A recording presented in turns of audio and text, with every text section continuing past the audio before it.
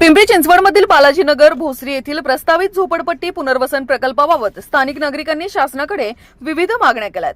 प्रत्येक पात्र झोपडीधारकाला किमान 500 चौरस फुटांचे सुसज्ज घर द्यावे आणि एकही पात्र कुटुंब पुनर्वसनापासून वंचित राहू नये अशी नागरिकांची प्रमुख मागणी आहे।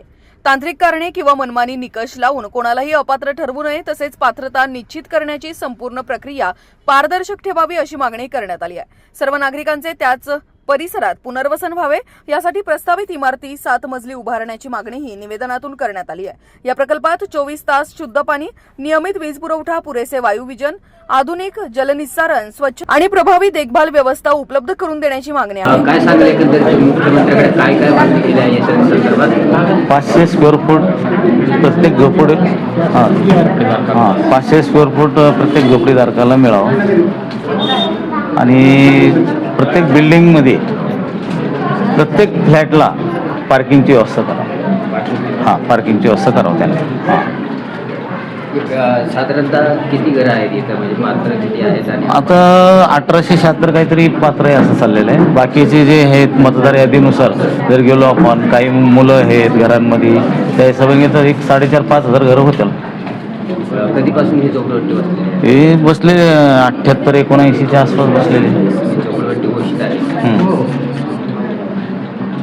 ज्यावेळेस 2002ला मशालचा सर्वे झाला त्यावेळेस घरांची संख्या किती होती आणि आत्ता किती आहे, आणि तुमची काय मागणी असणार आहे? आमची मागणी 500 स्क्वेअर फुटाचीच राहणार आहे। 500 स्क्वेअर फूट, कारण आपले मुख्यमंत्री साहेबांनी शब्द दिलेला आहे आणि जर समजा त्यांना जर वाटत असेल की धारावी झोपडपट्टीला दिलंय, मग आम्ही मागतोय, जर प्रायव्हेट एजन्सी आहे ती एजन्सी त्यांनी हिथं पाठवावं, त्या एजन्सीच्या माध्यमातून त्यांनी काम करून द्यावं, पण 500 स्क्वेअर फुटच द्यावं। या संदर्भात आता मशालचा ज्यावेळेस 2002चा जो सर्वे झाला त्यावेळेची लोकसंख्या किंवा घरांची संख्या आणि आत्ताची घरांची संख्या एकच आहे की काही नाही एकच आहेत। काय मध्ये बिल्डरने जर अफवा सोडली की तुम्ही दरवाजा वाढवा, तसं काही नाही। हे सगळे जे लोक आहेत जागेवरच आहेत, काही वाढलेले नाही, काही कमी झालेले नाही, काही नाही। आता तुम्ही जे काही पाठपुरावा केला आहे, मुख्यमंत्री असतील किंवा मुख्यमंत्री असतील यांच्याकडे जो पाठपुरावा केला आहे याच्यात नेमकी काय तुम्ही म्हटलेलं आहे आणि काय अपेक्षा तुम्ही या ठिकाणी केलेली आहे? हे सगळ्यात जास्त एकच अपेक्षा 500 स्क्वेअर फूट फॉर्म आहेत। सगळे जे काही SRHचे फॉर्म भरतील सगळ्यांना पात्र धरलं पाहिजे। कोणी भाडेकरू आहे, कोणी एका घरात 4-4 सदस्य आहेत, 18 वर्षापर्यंत।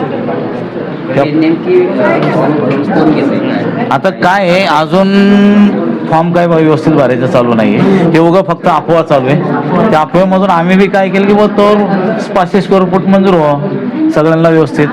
घरांचा मुद्दा सांगितला तुम्ही, प्रत्येकाला 500 स्क्वेअर फूट मिळावं, पण या परिसरामध्ये समजा काही धार्मिक स्थळ आहेत किंवा काही प्रार्थना स्थळ आहेत किंवा प्ले ग्राउंड असेल, विद्यार्थ्यांच्या शैक्षणिक दृष्टीने शाळेचं काय असेल, तर यासाठी काय तुमची वेगळी मागणी आहे का? नाही आहे ना, मागणी आहे ना। आपल्या इथं 16 एकर जागा आहे, त्या 16 एकर जागेत सगळं व्यवस्थित बसू शकते। त्यात काय काय असावं असं वाटतं? त्यात सर्व धर्माचे धार्मिक स्थळे, मुलांना प्ले ग्राउंड असेल, शाळा असतील, कॉलेज असेल, हॉस्पिटल।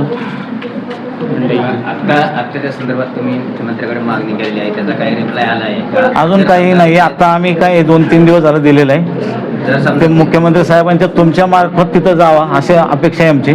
समजा या ठिकाणी जर समजा मुख्यमंत्री यांच्याकडून जर काय समजा न्याय मिळाला नाही तर तुमची पुढील दिशा काय असणार? पुढील दिशा अशी आहे की जन आंदोलन केलं जाईल, आंदोलन उभारलं जाईल। महाराष्ट्र शासनामध्ये समाज कल्याण आयुक्त होते